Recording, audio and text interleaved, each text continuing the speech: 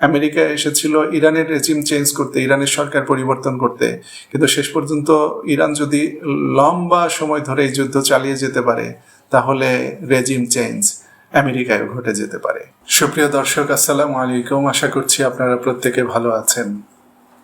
আজ 6 মার্চ শুক্রবারের আলোচনায় আপনাদের সবাইকে স্বাগত জানাচ্ছি। আমি মুজাহিদুল ইসলাম। ইরান এবং ইসরায়েল ও আমেরিকার মধ্যে যুদ্ধ চলছে। এটি এখন যুদ্ধ বলা হলেও আসলে এটি একটি আগ্রাসন।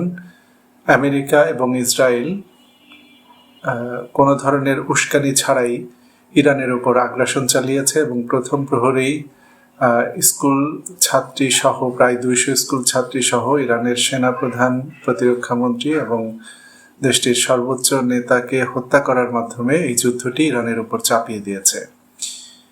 আমেরিকার উদ্দেশ্য ছিল ইরানের ইসলামী সরকারের পতন ঘটানো, ইরানের সামরিক শক্তিকে নিঃশেষ করে দেয়া। কিন্তু আমেরিকা বা ইসরায়েলের সেই উদ্দেশ্য সফল হয়নি। এখন পর্যন্ত আমেরিকা এবং ইসরায়েল তার কোনো লক্ষ্যে পৌঁছাতে পারেনি। হ্যাঁ, শীর্ষ নেতৃত্বকে ধ্বংস করে দিয়েছে। সুপ্রিম লিডার নিহত হয়েছেন, অনেক বড় বড় জেনারেল নিহত হয়েছে, কিন্তু এদেরকে হত্যা করার মাধ্যমে আমেরিকার মূল উদ্দেশ্য ছিল ইরানের ইসলামী সরকারের পতন ঘটানো। যেই সরকার ইসরায়েলকে স্বীকৃতি দেয়নি, যেই সরকার ফিলিস্তিনি ভূখণ্ড ইসরায়েলের কাছ থেকে পুনরুদ্ধার করতে চায়, যে সরকার আমেরিকাকে বড় শয়তান মনে করে, যে শয়তান মার্কিন সাম্রাজ্যবাদ উৎখাত করতে চায়, যে সরকার মধ্যপ্রাচ্যের মার্কিন ঘাঁটিগুলো এখান থেকে উচ্ছেদ করতে চায়, সেই সরকারের পতন ঘটাতে চায় আমেরিকা। কিন্তু সেই সরকারের যে শেকড় অত্যন্ত গভীরে, এটা আমেরিকা বা ইসরায়েলের জানা ছিল না। তাদের ধারণা ছিল, কিন্তু এইভাবে ইরানের পক্ষ থেকে প্রতিরোধ করে তোলা হবে, এটি আমেরিকা বা ইসরায়েল ভাবতে পারেনি। তাদের কপালে ভাঁজ পড়েছে। তারা মুখে বড় বড় বুলি আওড়াচ্ছে, হামলা চালাচ্ছে, ইরানের বেসামরিক স্থাপনায় হামলা চালাচ্ছে, হসপিটালে হামলা চালাচ্ছে, সাধারণ মানুষকে হত্যা করছে, কিন্তু তারা তাদের লক্ষ্য অর্জন করতে ব্যর্থ হয়েছে। ট্রাম্প বলেছিল মাত্র 3 দিন, প্রথম হামলার আগে বলেছিল 3 দিন, 3 থেকে 5 দিনের মধ্যে তারা যুদ্ধ শেষ করে দেবে। আজকে যুদ্ধের 6ষ্ঠ দিন, অলরেডি 7ম দিন শুরু হয়ে গেছে। আজ সকালের দিকে, আগামীকাল শনিবার সকাল 9:40 তেহরান সময় 7 দিন পূর্ণ হয়ে যাবে। অর্থাৎ শনিবার সকাল 9:40 পার হলেই যুদ্ধ 8ম দিনে পড়বে। এখন পর্যন্ত সুস্পষ্ট কোনো জয়ের লক্ষণ আমেরিকা বা ইসরায়েল ইরানে দেখতে পায়নি। কেন? কারণ ইরান তার শেষ রক্তবিন্দু দিয়ে হলেও আমেরিকা এবং ইসরায়েলের বিরুদ্ধে লড়ে যাবে। সে আত্মসমর্পণ করবে না। ইরানকে পালিয়ে যাওয়ার কোনো সুযোগ দেওয়া হয়নি, ইরানকে আত্মসমর্পণের বা নিজেকে গোছানোর কোনো সুযোগ দেওয়া হয়নি। সরাসরি হামলা করা হয়েছে। এই হামলা করার জন্যে আমেরিকা এবং ইসরায়েল যেমন দীর্ঘদিন ধরে প্রস্তুতি নিচ্ছিল, তার চেয়ে বেশি দিন ধরে ইরান প্রস্তুতি নিচ্ছিল। কারণ 1979 সালে ইরানের ইসলামী বিপ্লবের পর ইরানের তৎকালীন নেতা, যিনি ইসলামী প্রজাতন্ত্র ইরান প্রতিষ্ঠা করেছেন, আয়াতুল্লাহ রুহুল্লাহ খোমেনি, তিনি বলেছিলেন যে প্রাচ্য নয়, পাশ্চাত্য নয়, ইসলামী প্রজাতন্ত্র, অর্থাৎ আমেরিকাও নয়, তৎকালীন সোভিয়েত ইউনিয়নও নয়, কারো উপর আমাদের নির্ভরতা নেই।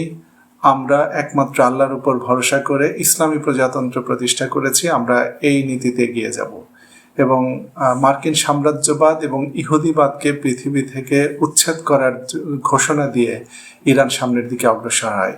তো যখন ইরান এই নীতি ঘোষণা করে, তখন ইরান জানতো যে বিশ্বের সবচেয়ে বড় শক্তি, পরাশক্তির বিরুদ্ধে আমাকে যুদ্ধ করতে হবে, আজ হোক অথবা কাল। তো সেই যুদ্ধটা, যে যুদ্ধ গত 47 বছর ধরে যে কোনো সময় হতে পারত, সেই যুদ্ধটি এখন চলছে। এই যুদ্ধটি হচ্ছে সত্য এবং মিথ্যার মধ্যে লড়াই, হক এবং বাতিলের মধ্যে লড়াই। এই যুদ্ধের একদিকে রয়েছে ইহুদি রাষ্ট্র ইসরায়েল, আর একদিকে রয়েছে নাসারা রাষ্ট্র আমেরিকা। ইহুদি এবং নাসারাকে ইসলামে বন্ধু হিসেবে গ্রহণ করতে নিষেধ করা হয়েছে, বরং এরা মুসলমানদের শত্রু। এখন আমাদের কর্তব্য কি, বা আমরা যারা মুসলমান নামে পরিচয় দিতে ভালোবাসি, তারা এখন এই যুদ্ধে কোন পক্ষে থাকবো? কোন পক্ষে থাকবো বলতে আমাদের তো যুদ্ধ করারও কিছু নেই। আমরা এখানে বসে শুধু দোয়া করতে পারি, কিংবা মনে মনে চাইতে পারি যে কোন পক্ষ জিতবে। এখন আমরা ইহুদিদের পক্ষে দাঁড়াবো, নাকি আমেরিকার পক্ষে, নাকি ইরানের পক্ষে? মধ্যপ্রাচ্যের আরব দেশগুলো এখন চাক বা না চাক, তারা ইরানের বিপক্ষ যে শক্তি রয়েছে সেই পক্ষে অবস্থান করছে। এই দেশগুলোতে আমেরিকা ঘাঁটি গেড়ে বসেছিল কোনো একদিন ইরানকে শায়েস্তা করার জন্যে। সেই ঘাঁটিগুলোতে ইরান হামলা চালিয়েছে, এবং সৌদি আরব, কুয়েত, কাতার, সংযুক্ত আরব আমিরাত, বাহরাইন, এমনকি জর্দান, এই দেশগুলোতে যেসব মার্কিন ঘাঁটি ছিল তার প্রায় সবগুলিতে, প্রায় বললে ভুল হবে, যে পশ্চিমা মিডিয়াতেই যে খবর এসেছে যে সবগুলো মার্কিন ঘাঁটিতে হামলা হয়েছে। কোনো কোনো ঘাঁটি পুরোপুরি ধ্বংস হয়ে গেছে, পুরোপুরি বিধ্বস্ত হয়েছে, কোনো কোনোটি আংশিক বিধ্বস্ত হয়েছে, কিন্তু আবার ইরানি হামলা হতে পারে এই ভয়ে এই সমস্ত সেনা ঘাঁটিগুলো সম্পূর্ণ বন্ধ হয়ে গেছে। এখানে আর কোনো আমেরিকান সেনা অবশিষ্ট নেই। এবার আসি আজকের যুদ্ধের পরিসংখ্যানে। গত 24 ঘন্টায় আমেরিকা ইরানের রাজধানী তেহরান সহ বিভিন্ন শহরে ব্যাপকভাবে বোমাবর্ষণ করেছে। কিছুক্ষণ আগে ইফতারের সময়, শুক্রবার ইফতারের আগ মুহূর্তে তেহরান থেকে আমার সহকর্মী আশরাফুর রহমান ভাই ফোন করেছিলেন। তাদের ইন্টারনেট কাটা ছিল, তিনি কোনোভাবে প্রক্সি ব্যবহার করে ইন্টারনেটের সংযোগ পেয়েই আমাকে কল দিয়েছিলেন।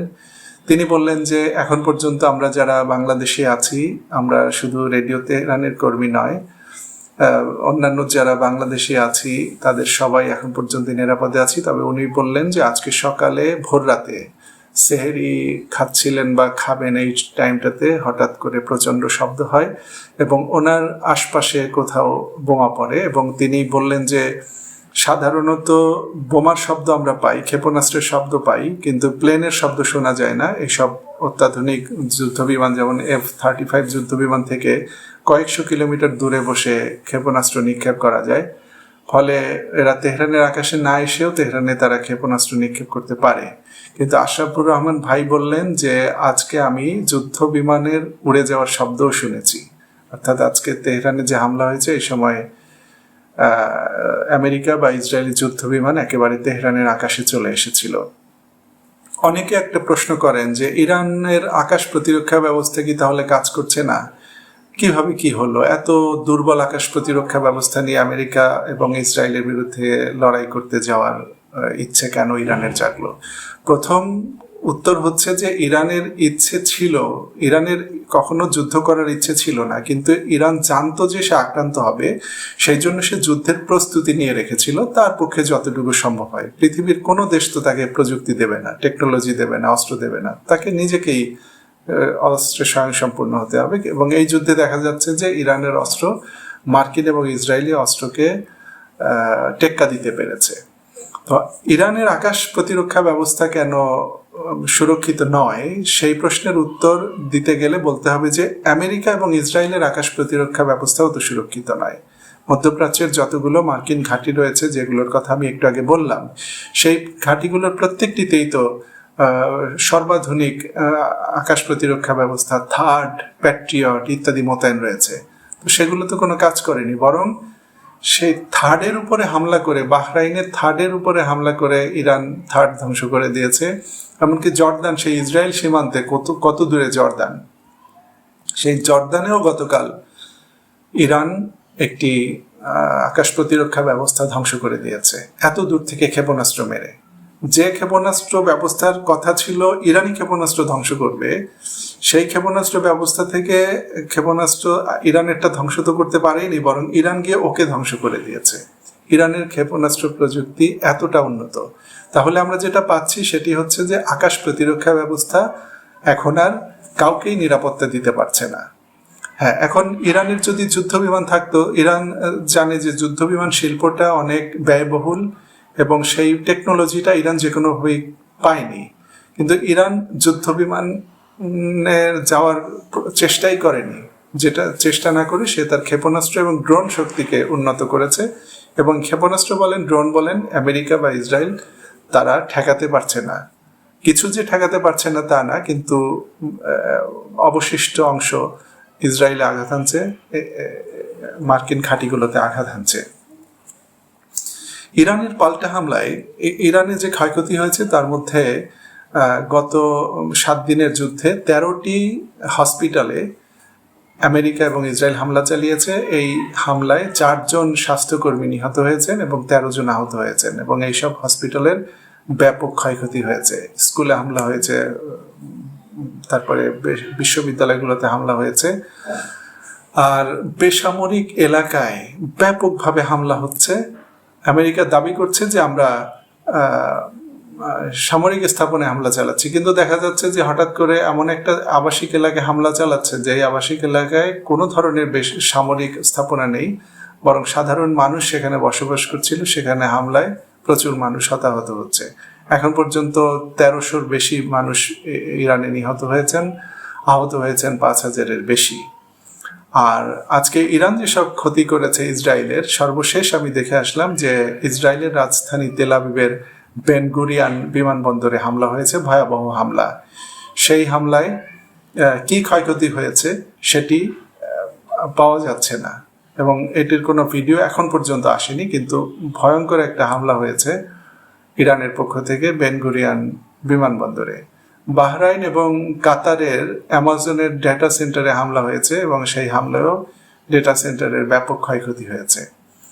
আর ইসরায়েলের রাজধানী তেল আবিব সহ হাইফা এবং আরও বিভিন্ন শহরে আজকে ইরানের ব্যাপক হামলা হয়েছে, এবং ইরান আজকে ট্রু প্রমিস 4-এর 22তম হামলা চালিয়েছে। মানে 7 দিনে তারা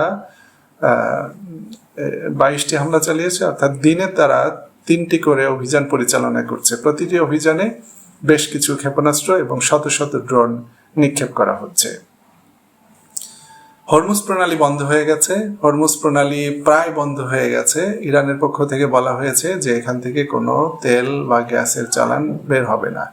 কাতারের ইরানের হামলায় কাতারের যে সর্ববৃহৎ এলএনজি উৎপাদন কারখানা ছিল বা শোধনাগার ছিল, সেটি বন্ধ হয়ে গেছে। এলএনজি রপ্তানি বন্ধ হয়েছে। তেলের দাম বাড়ছে, গ্যাসের দাম বাড়ছে, এবং এই জ্বালানির পথটা হরমুজ প্রণালী বন্ধ হয়ে যাওয়ার কারণে গোটা বিশ্বই ক্ষতিগ্রস্ত হচ্ছে। তো ইরান বহু আগে থেকে বলে রেখেছিল, ইরান তো এখন নিজে থেকে যুদ্ধে আসেনি, তার উপর যুদ্ধ চাপিয়ে দেওয়া হয়েছে।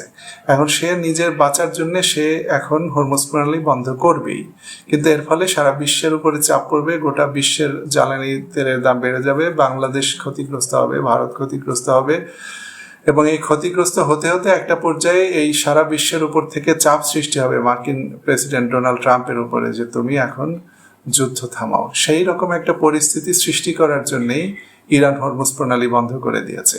এখানে যে তেল বা জ্বালানি ট্যাঙ্কারগুলোতে যে জ্বালানি আসা যাওয়া করছিল, তাদের কারোর সঙ্গে তো ইরানের শত্রুতা নেই, কিন্তু ইরানটি বোঝানোর চেষ্টা করছে যে আমি যখন বিপদে পড়েছি তখন আমার বিপদটা কেমন সেটা তোমরা কিছুটা হলেও অনুভব করো। এবারে সবচেয়ে মজার ব্যাপার যেটা হচ্ছে, মার্কিন প্রেসিডেন্ট ডোনাল্ড ট্রাম্প, একে আমি পাগলা ট্রাম্প বলে আসছিলাম, এবং কখনো কখনো মনে হচ্ছিল যে এর মস্তিষ্কের স্ক্রু ঢিলা, কিন্তু আজকে সে যে বক্তব্য দিয়েছে তাতে মনে হচ্ছে যে তার ওই ঢিলা স্ক্রু খুলেই পড়ে গেছে। কিভাবে? সেটি হচ্ছে যে ইরানের সুপ্রিম লিডার আয়াতুল্লাহ আলী খামেনির শাহাদাতের পর ইরানের সাংবিধানিক বাধ্যবাধকতা অনুযায়ী 3 ব্যক্তি এখন সুপ্রিম লিডার পরিষদের দায়িত্ব পালন করছেন, কিন্তু সুপ্রিম লিডার নির্বাচনের দায়িত্ব রয়েছে এক্সপার্ট কাউন্সিল বা বিশেষজ্ঞ পরিষদের হাতে। এই পরিষদের সদস্য সংখ্যা হচ্ছে 88 জন। এই পরিষদ যেখানে বসতো, যে পার্লামেন্ট ভবনে বসতো ইরানের রাজধানী তেহরান থেকে অদূরবর্তী কম শহরে, সেটি আমেরিকা ধ্বংস করে দিয়েছে, কিন্তু তখন অধিবেশন চলছিল না, এই 88 জনের কেউই মারা যাননি। তো এই 88 জনের কাউন্সিলে সর্বোচ্চ নেতা নির্বাচন করা হবে, কিন্তু নির্বাচন করার আগেই যে কোনোভাবেই হোক, গত কয়েকদিন ধরে বাংলাদেশের পত্রপত্রিকায় সবার আগে ইত্তেফাকে আসলো যে খামেনেইর ছেলে মুজতাবা খামেনি ইরানের সর্বোচ্চ নেতা নির্বাচিত হয়েছেন, সুপ্রিম লিডার নির্বাচিত হয়েছেন। কিন্তু মজার ব্যাপার হচ্ছে যে কখনোই তিনি সুপ্রিম লিডার নির্বাচিত হবেন না, কিন্তু তার আগে এইগুলি ছড়ানো হয়েছে। এই অপপ্রচারটা চলছিল আলী খামেনির জীবদ্দশায়। তিনি যখন জীবিত ছিলেন তখন এই কথা বারবার প্রচার করা হয়েছে যে আয়াতুল্লাহ আলী খামেনি ইরানের মানে মোল্লাতন্ত্রের নামে রাজতন্ত্র প্রতিষ্ঠা করেছেন, এবং তিনি মারা গেলে তার ছেলে মুজতাবা খামেনি এই ইরানের সর্বোচ্চ নেতা হবেন। এখন উনি মারা যাওয়ার পরে তারা যে দাবি করে আসছিল দশকের পর দশক ধরে, সেই দাবি প্রমাণ করার জন্যে তারা একটা গুজব ছড়িয়েছে। কিন্তু মুজতাবা খামেনি ইরানের সর্বোচ্চ নেতা নির্বাচিত হবেন না, এ ব্যাপারে আমি মোটামুটি নিশ্চিত। তো এখন ট্রাম্প আজকে বলেছে যে মুজতাবা খামেনির আসলে নাই, ওর কোনো যোগ্যতা নাই, সে আসলে শক্তিশালী কোনো ব্যক্তিত্বের অধিকারী নয়, তাকে সুপ্রিম লিডার করা যাবে না। আর সুপ্রিম লিডার করার যে প্রক্রিয়া, ওই প্রক্রিয়ায় আমাকে অংশগ্রহণ করতে দিতে হবে। আমি ওখানে থাকবো, যে তোমরা কাকে নির্বাচন করছো সে দায়িত্ব আমিও পালন করব। কি বলবেন, মামা বাড়ির আবদার। ভেবেছে যে ভেনিজুয়েলা গিয়ে যেভাবে ভেনিজুয়েলার প্রেসিডেন্টকে তুলে নিয়ে এসে সেখানে তার ভাইস প্রেসিডেন্টের দায়িত্ব দিয়ে পুরা ভেনিজুয়েলার যে রাষ্ট্রযন্ত্র সব ট্রাম্প তার নিয়ন্ত্রণে নিয়ে নিয়েছে, এবং ভেনিজুয়েলার তেলের চালান আমেরিকার দিকে আসছে। তো ট্রাম্প ভেবেছিলেন যে ভেনিজুয়েলার এই সিস্টেম বোধহয় ইরানেও কাজ করবে। এখন ইরানের সুপ্রিম লিডারকে আমি মেরে ফেলেছি, এখন পরের সুপ্রিম লিডারকেও আমি নির্বাচন করে দেব। কি সুন্দর কথা, মানে মাথার স্ক্রু কতটা ঢিলা হলে মানুষ এই কথা বলতে পারে। তারপরে তিনি আজকে আবার বলেছেন যে ইরানের সশস্ত্র বাহিনীর সদস্যরা তোমরা আত্মসমর্পণ করো, তোমাদের কোনো ক্ষতি করব না, যারা আত্মসমর্পণ করবা তারা প্রাণী বেঁচে যাবে, আর যারা আত্মসমর্পণ করবে না তাদেরকে আমরা ধ্বংস করে ফেলবো। আর কূটনীতিকদের বলতেছে যে যারা ডিপ্লোম্যাট আছো দেশের ভেতরে এবং বাইরে, অর্থাৎ ইরানের পররাষ্ট্রমন্ত্রী সৈয়দ আব্বাস আরাকচি সহ যত কূটনীতিক আছো সবাই আমাদের বিদেশে চলে এসে আমাদের কাছে রাজনৈতিক আশ্রয় নাও। যারা বিভিন্ন দেশের ইরান দূতাবাস কনসুলেটে মোতায়েন আছে, তারা যারা কাজ করছে তারা এখন রাজনৈতিক আশ্রয় চাও, আমরা তোমাদেরকে রাজনৈতিক আশ্রয় দেব। মানে এই কথাগুলো এত সিলি এবং এতটা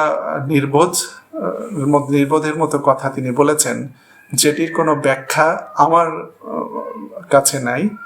এবং এই বক্তব্যগুলো নিয়ে মিডিয়ায় কোনো সমালোচনা আমি দেখিনি। মিডিয়া জাস্ট ট্রাম্প যা বলেছে সেটি তুলে ধরছে, এমনভাবে তুলে ধরছে যেন খুব জ্ঞানগর্ভ একটা বক্তব্য ট্রাম্প দিয়েছেন। কিন্তু এটি যে কত বড় সিলি এবং কতটা হাস্যকর সেটি বুঝতে আর গবেষণা করার প্রয়োজন হয় না। আরেকটি ঘটনা ঘটছে এই ইরান ইসরায়েল আমেরিকা যুদ্ধে, সেটি হচ্ছে যে ইরানের উত্তর পশ্চিমাঞ্চল কুর্দিস্তান এলাকা দিয়ে কুর্দি বিদ্রোহীদের ঢুকিয়ে দেওয়ার একটা প্রচেষ্টা চলছে, যেটা আমেরিকা এবং ইসরায়েল নিজেরাই স্বীকার করছে, নিজেরা প্রকাশ্যে এই কথা বলে বেড়াচ্ছে যে ওখান থেকে। এবং বাংলাদেশের কোনো মিডিয়া গতকাল খবর দিয়েছিল যে হাজার হাজার কুর্দি মিলিশিয়াকে ইরানের মধ্যে ঢুকিয়ে দেওয়া হয়েছে। এখন ঢুকিয়ে দেওয়া হয়েছে বলতে আসলেই ঢোকানো হয়েছে না কি হয়নি সেটি জানি না, মিডিয়ার প্রোপাগান্ডা হতে পারে। কিন্তু ইরানের পক্ষ থেকে ওই কুর্দিস্তান আসলে 3 ভাগে বিভক্ত। এটি একটি কুর্দি অধ্যুষিত এলাকা, যেটার 3 ভাগের 1 ভাগ ইরানে, 1 ভাগ ইরাকে এবং আরেক ভাগ তুরস্কে। এর মধ্যে ইরাকের যে ভাগটি রয়েছে কুর্দিস্তান, সেই কুর্দিস্তান স্বায়ত্তশাসন ভোগ করছে ইরানের ফেডারেল সরকারের আওতায়। কিন্তু ইরানের যে কুর্দিস্তান সেখানে কোনো স্বায়ত্তশাসন নেই, অন্যান্য প্রদেশের মতো একটি প্রদেশ, এবং তুরস্কেও ঠিক একই অবস্থা। কিন্তু এই কুর্দিরা এই 3 দেশের যে 3 কুর্দিস্তান, এটাকে মিলে একটা স্বাধীন রাষ্ট্র করার জন্য আন্দোলন করে আসছে, যেটা এই 3 দেশের কোনো সরকারই মেনে নিচ্ছে না। তো সেই কুর্দি বিদ্রোহীদেরকে ইরানে ঢুকিয়ে দিয়ে, ইরাক থেকে ইরানে ঢুকিয়ে দিয়ে ইরানের কুর্দিস্তানকে আলাদা করে ফেলার জন্য আমেরিকা এবং ইসরায়েল প্রচেষ্টা চালাচ্ছে এই যুদ্ধের ডামাডোলের মধ্যে।